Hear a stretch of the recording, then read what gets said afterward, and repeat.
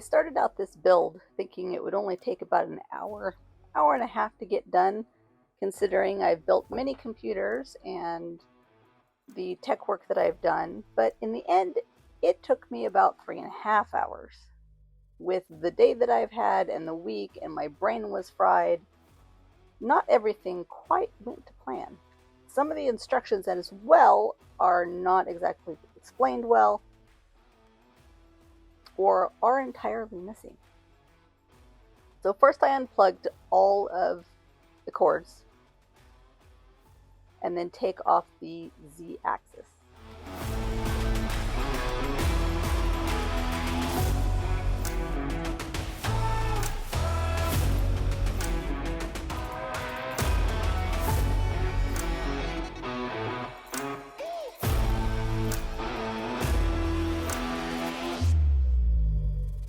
I snip all of the ties.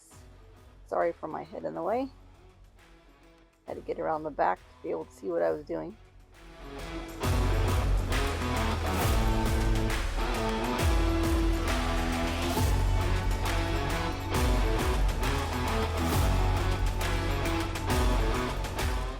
Lowering the Z-axis to get to the top bolts.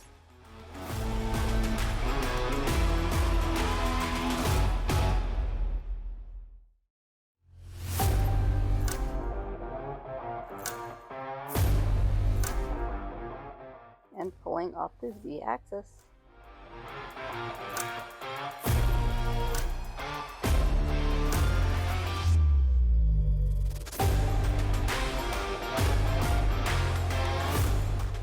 This next part is pulling off the X-axis. There are 8 screws here that need to come off. I realized at first that this is going to take forever, and I have 2 hands, so I am going to use both hands.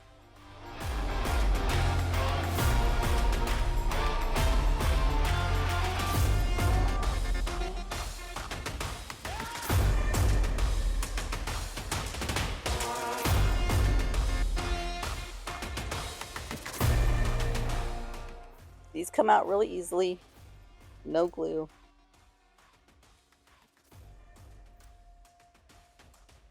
As they were put on by us when we put the kit together.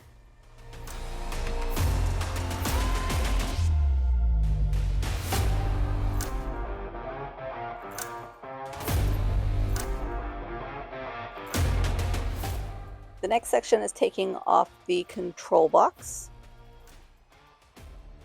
Next up is taking off the control box. You could watch me struggle here as I try to unscrew the control box without taking off the X-axis.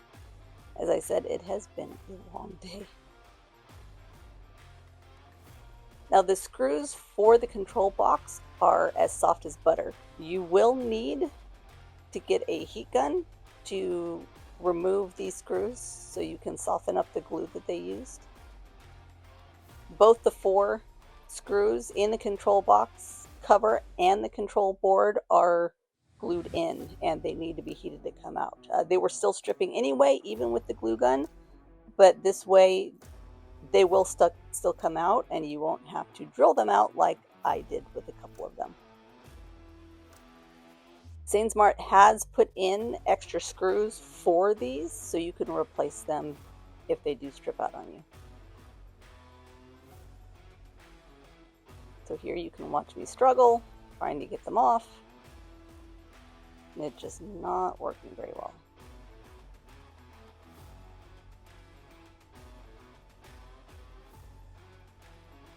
I have taken control boards off of Sainsmart machines in the past and have not had as much trouble before.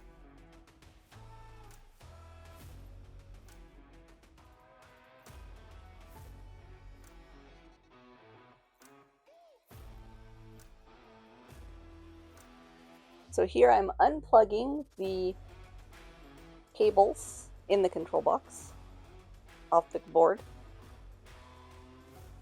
At first I labeled them because I didn't want to forget which one was which, as they're not actually labeled on the cables themselves. Nowhere in the instructions, does it tell you when to change out the cables for the x-axis? So go ahead, you can skip this part. You can just take all these out. The cables do not need to be in there. They can be all pulled out because you're going to have to replace all of these later on anyway.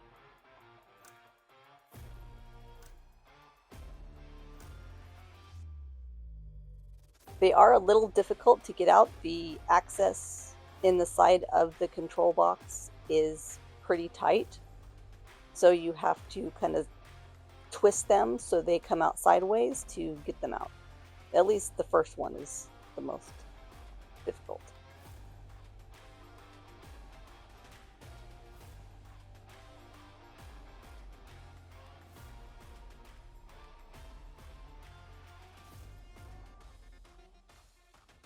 And here you can watch me struggle as I wonder how on earth they got all these in here in the first place.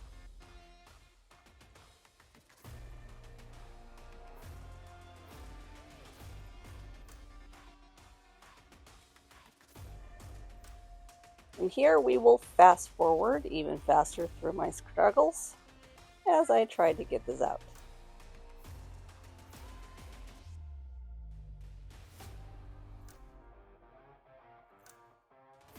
So next up is taking the control board completely off. Again, use the heat gun because they are not going to come out on their own.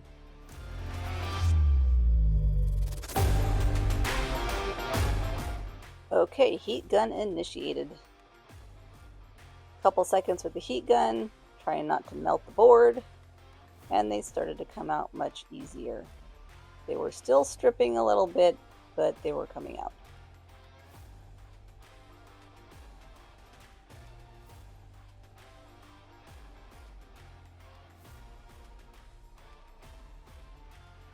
One of the screws, the head broke all the way off.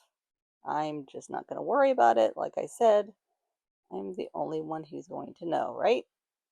I'll try not to let it bother me because I'm not going to take the time to drill it out.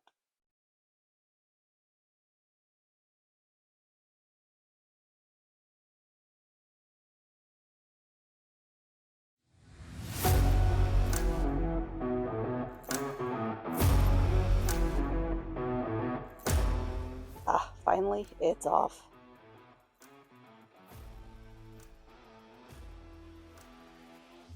Now this is where it got a little confusing, as it says to take the screws, the two screws, M3 6mm Phillips screws, and remove from the sheet metal base plate. But as I'm looking here, I see what looks like two screws that are covered with something. I'm not seeing Phillips head screws here. Are they covered? And then I realized those are the ends of the screws.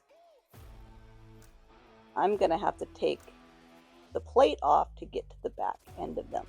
So the instructions actually show that they come in from the other side, from the front side of the aluminum plate, when in fact they are on the back side of the aluminum plate.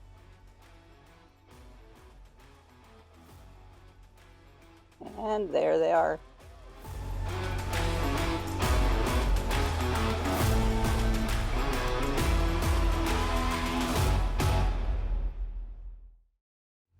These came out really easily without the heat gun. And I failed to pay attention while I was taking it apart, but later when I put it back together, I checked and you cannot put it back together as the book says. They do have to go through the back of the aluminum plate. Here I'm taking off the cable holders.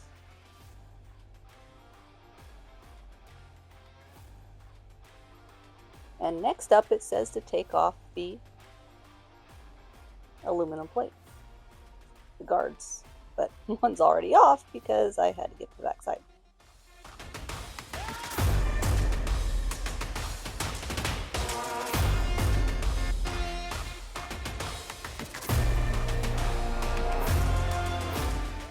we are now on page 14, where we need to take off the polished rod guard. I had a really hard time with these. You should use the heat gun as well. I could not get the top screw out, so I ended up getting the bottom 3 out and just twisting the plate up.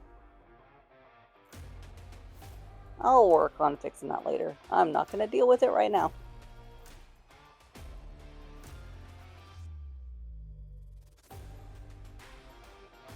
Even with the heat gun, it was stripping out.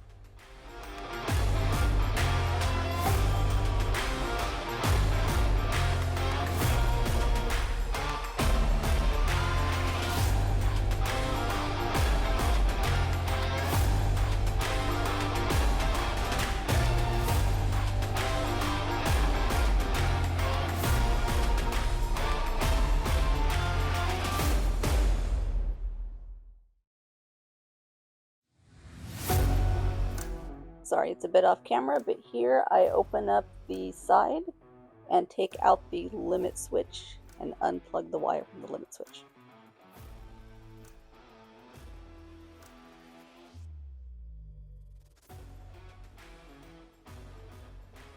Next up is taking off the set screws that hold in the polished rods. Those are glued in, maybe with wax, but they were pretty easy to get out. I just used an Allen wrench.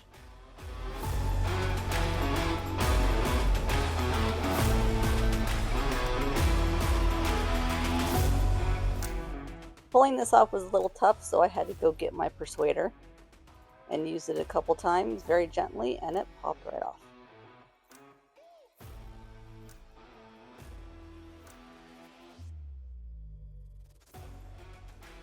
Now please do not be like me and start with your Z-axis all the way over on the left side. It would probably be better and save much more time if you start off with it on the right side, so you do not have to sit there and twist it all the way down.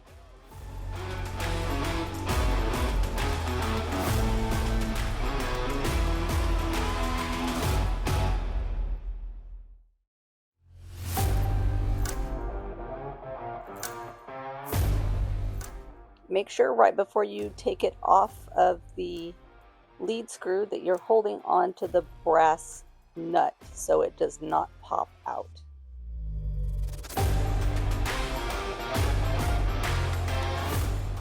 So next up is taking off the set screws for the polished rods on the motor side. These were also pretty easy to take off.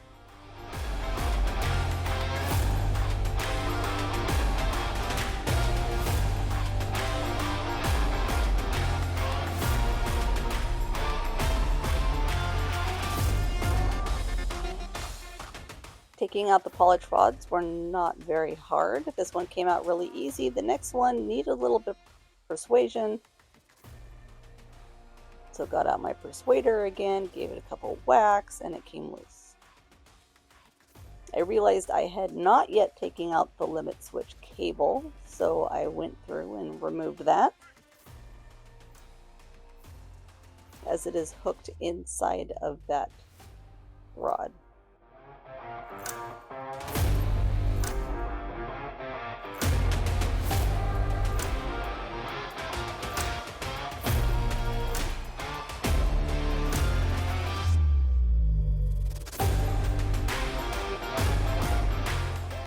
As you can see here, you could just pull out the limit switch cable. It comes right out. You don't have to take out the limit switch itself. And then carefully feed it through so you can take off the polish rod.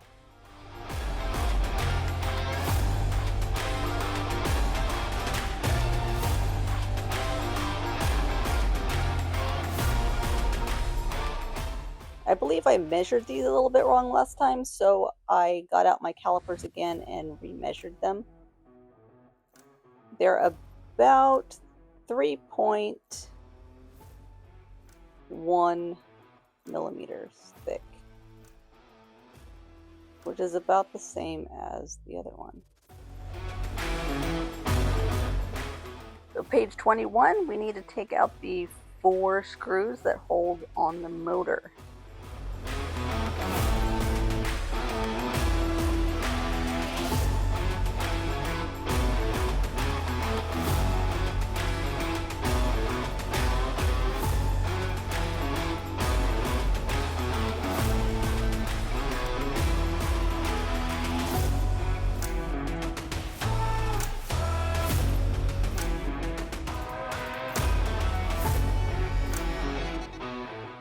Now this was the bane of my existence, trying to take the lead screw out of the motor.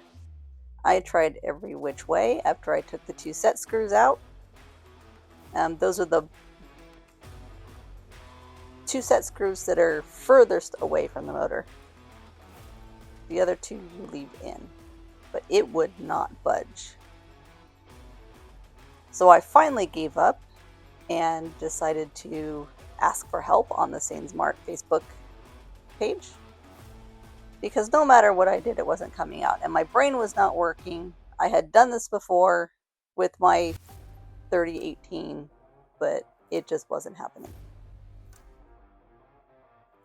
So I decided to put it down and go on to the next step, which was so much easier for my brain at the moment, of just taking the Y-axis off.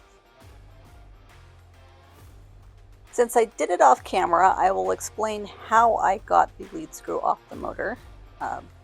Thank you to Jerry on the Sainsmart Facebook page. He reminded me that if you take the lead screw and screw it all the way down to the motor, take that lead screw, put it in a vise, and then with some pliers, twist the coupler that is attached to the motor to unscrew the motor from the lead screw,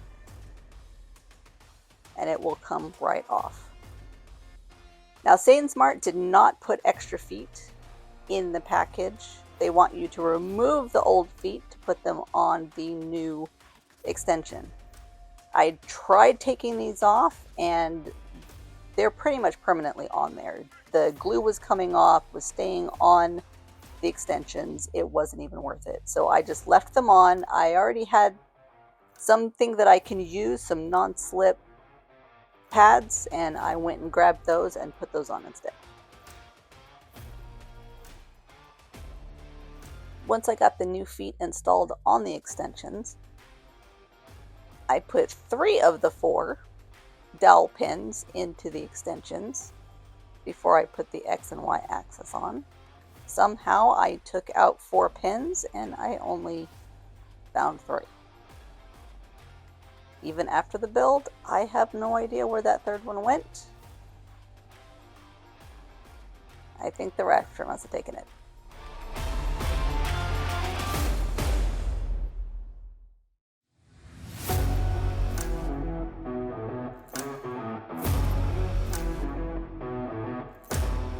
Now to finagle the Y-axes back on and get them on the extensions. It's looking good so far. Now the wonderful task of putting all of the screws back in to the feet.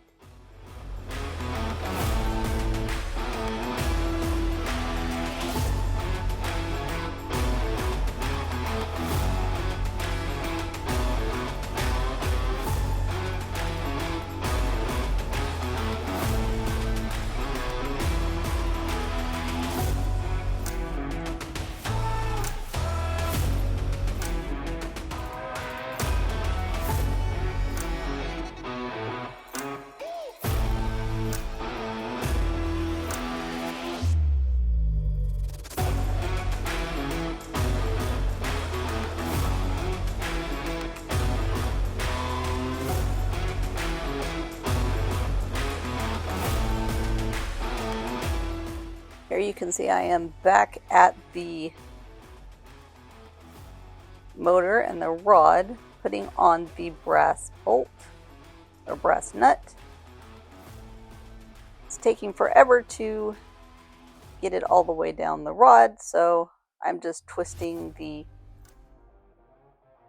knurled knob at the end of the motor, and then I just twist it all the way down. Trying to find the quickest way. because at this point I am done. I am done with this and just want to get this rod off. Here Sainsmart wants you to use the knobs on the y-axis to make sure everything is in line. I was too lazy for that. I plugged it in and went ahead and moved the y-axis all the way up to the back to make sure everything was in line. Next up is attaching the lead screw to the motor. So this part is pretty much backwards from what we just did. I took the motor and the lead screw. Thank you to Jerry again. He said make sure that the lead screw is level and is straight in the motor. So I propped it up with a couple things to make sure that it was level and went ahead and put in the set screws.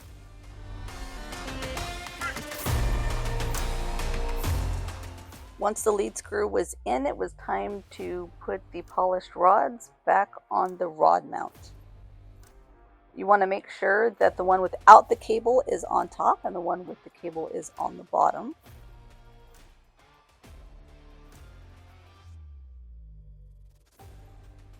I was putting the limit switch back in to the rod mount and getting that hooked up.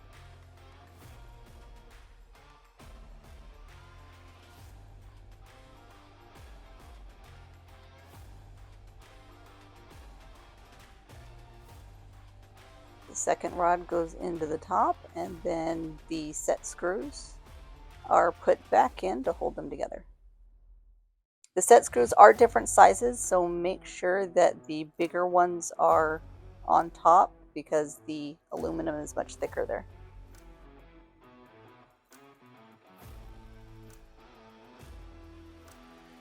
Put in the lead screw and the motor and screw the motor back into the mount.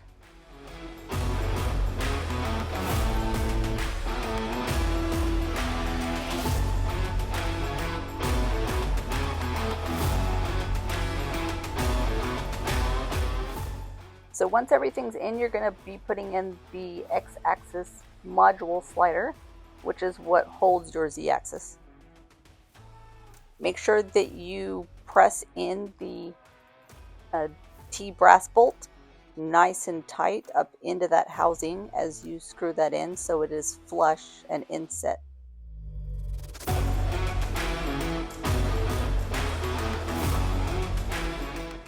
Then it's time to put on the right side polished rod mount and put in the set screws and the limit switch. Now with mine, I could not get that top screw out of the plate, so I had to actually hold on to the limit switch with the door closed as I put in the screws to hold those on to screw the limit switch back on. I was not able to put it on separately as it shows in the book.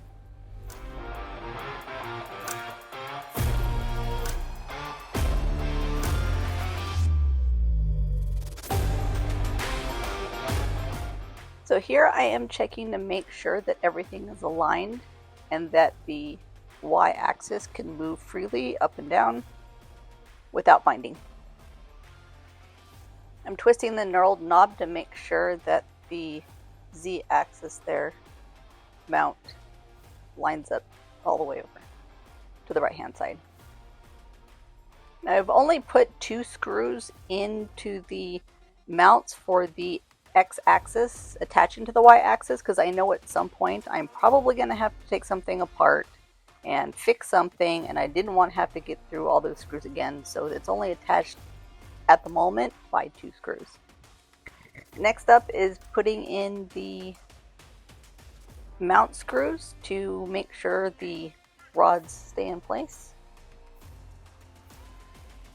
Do not do me and put in one of the mount screws into an empty space to have it go all the way through to the inside. Make sure that the end cap is pushed all the way onto those polished rods so there is something for those mount screws to bite down onto. That will definitely save you some time on having to take things apart. Here I'm putting on the aluminum plate guards and getting ready to start attaching the board. Again, don't do me and put it on upside down so you cover up the mount holes for the cover plate.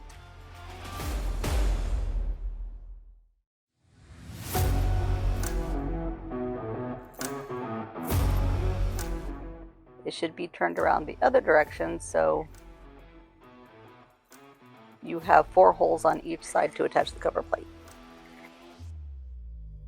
So looking through the book, trying to make sure the next steps, it says to attach everything onto the board, but again does not say anything about replacing the wires. So since this is my first time going through it, I'm just following the directions and doing what it told me to do, and I am attaching everything to the board. At this point, you should have already changed out to the longer cords that was supplied with the extension.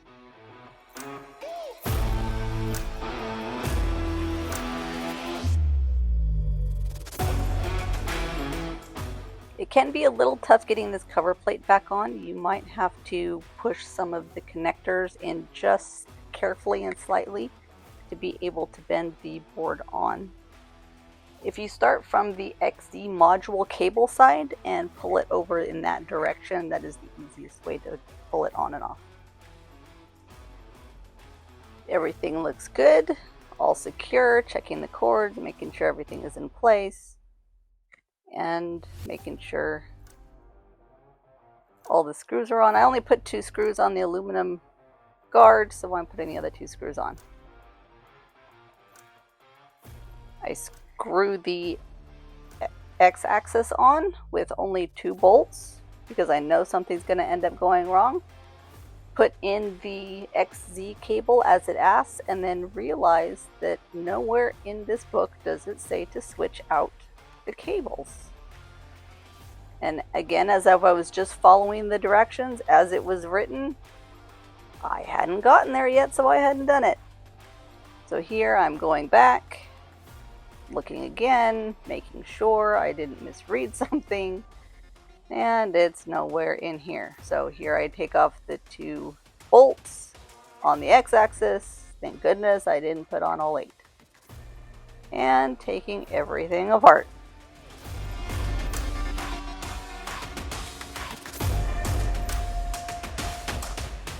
Clipping all the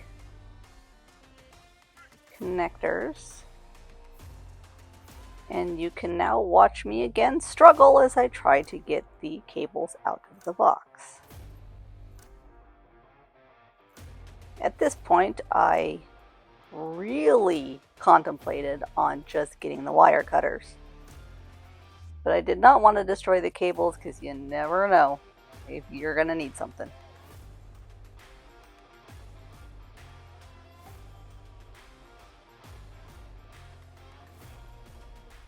Still struggling, and they're finally free.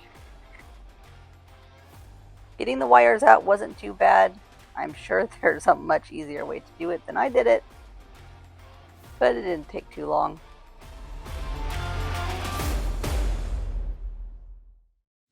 At first I tried to put the wires into the sleeve and realized that that wasn't going to happen. They're just too many corners to get snagged on, so I put tape over the ends of them and then was able to feed it through quite quickly. And then you can watch me struggle trying to get the tape off. I am so done with this at this point, just wanting to get it done, and the stupid tape won't come off. Getting everything back in the box was not as hard as trying to get everything back out. So it went in pretty quickly.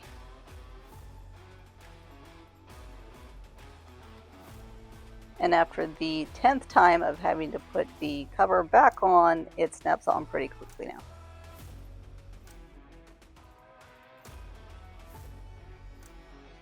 I also have the cable for the laser, and I did not put it in the sleeve, as I never know if something's going to happen. I'm going to need to change something out, the wire's going to go bad, and I'm just going to put that in separately with the sleeve that I've already made for it. I have extra ties from other builds and things that I have done with this machine, so I'm using those to tie everything back together. They did not supply extra zip ties with the extension kit. Yay, on the home stretch, all the cables are on, everything is together, almost done. So getting all the cables put into the cable holder here, and then putting the X-axis onto the Y-axis. Again, only put them in with 2 bolts on each side, because who knows, I'm probably going to have to do something again.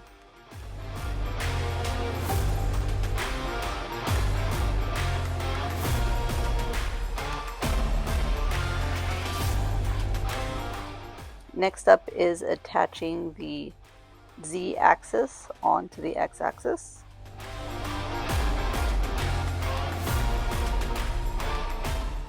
Making sure that everything's working correctly and moving smoothly.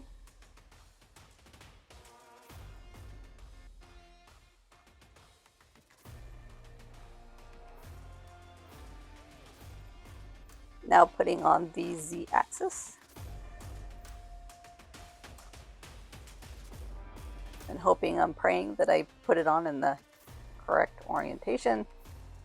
I'm pretty sure that I put it up on the highest setting when I had it before. Now attaching the bracket for the cables onto the Z-axis. And that's pretty much it. Once I put in the cables, hook up all the cables and everything, it is all done.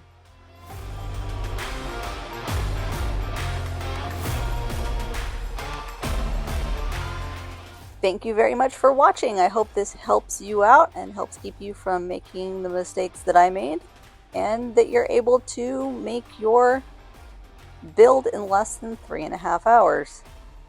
Again, thank you very much. Like and subscribe.